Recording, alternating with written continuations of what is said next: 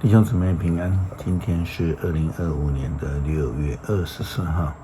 今天的经文是诗篇64篇，约伯记19章第1节到22节，以弗所书第2章11节到22节。今天要跟大家分享的主题是自义的人。圣经记载约伯说他是一个义人，他的3位朋友也算是不错的人，看起来在信仰上也有某些特别的观点，但是在某个程度来说，他们都是自义的人，有自义的心态。约伯认为他自己不应该遭受这样的苦难，那谁应该呢？他的3位朋友们呢，也都是这样的认为。他们甚至认为说，如果是他们的话，就不会像约伯一样。但是他们没有办法代替约伯在面对家破人亡苦难当中那种感受，不是吗？自义的人会阻碍自己看到自己的软弱还有缺点，自义的也会阻挡人去领受上帝的救恩。我们再来看看约伯的记载在约伯记19章第1节到22节。约伯回答：你们为什么无休止的使我悲伤，用言语一再的折磨我？你们不停的侮辱我，你们虐待我，却不觉得羞耻。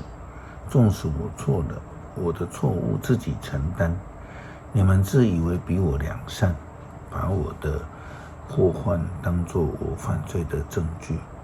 你们看不出这是上帝的作为吗？他张下了罗网来围困我，我喊冤叫屈，没有人要听；我要求公正，没有人听我。上帝阻拦我，我无法通过。他使黑暗笼罩我的去处，他夺去了我的冠冕，迫害了我的名誉。他从四面八方攻击我，他连根拔除了我的希望。上帝向我发怒，把我当作他的仇敌。他派遣军队攻击我，使我的帐篷边堆积障碍围困我。上帝使我家里的人背弃我，我所熟识的人把我当作路人，我的亲人都离开了我，我的朋友都忘记了我，在我家住过的客人把我当作外人，家里的婢女把我当作陌生人。我呼喊仆人，他们不理我，我向他求助，他也不理。我的妻子不能忍受我的气息，我的亲族不愿意走近我，连儿童都嘲笑我。我一起来，他们就侮辱我。我最亲密的朋友厌恶我，我最喜爱的人也起来攻击我。我的皮紧贴着骨头，我仅有的是一口气息。你们是我的朋友，可怜我吧！上帝的手臂把我击倒了。你们为什么要像上帝一样来惩罚我？你们加给我的痛苦还不够重吗？犹太人基本上也有自义的问题，特别是我们提到的那一些祭司啊、长老啊、经学士们，还有法利赛人们。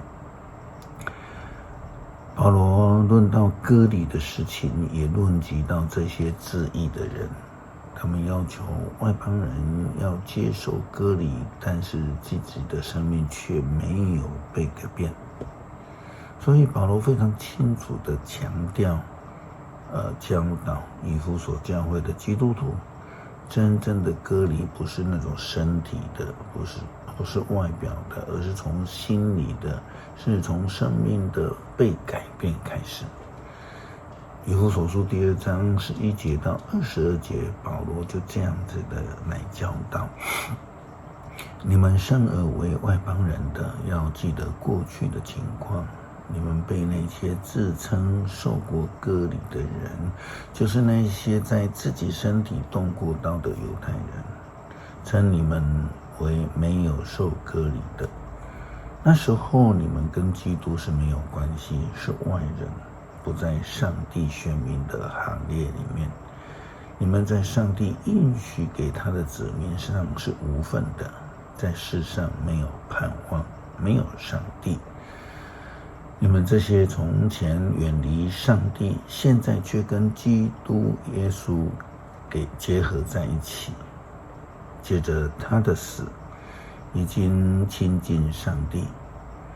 基督亲自把和平赐给了我们，他使犹太人和外邦人合而为一，他以自己的身体推倒那些使他们互相敌对、使他们分裂的墙，他废除了犹太法律的律法规条，为要使两种人借着他的生命成为一种新人，得以和平相处。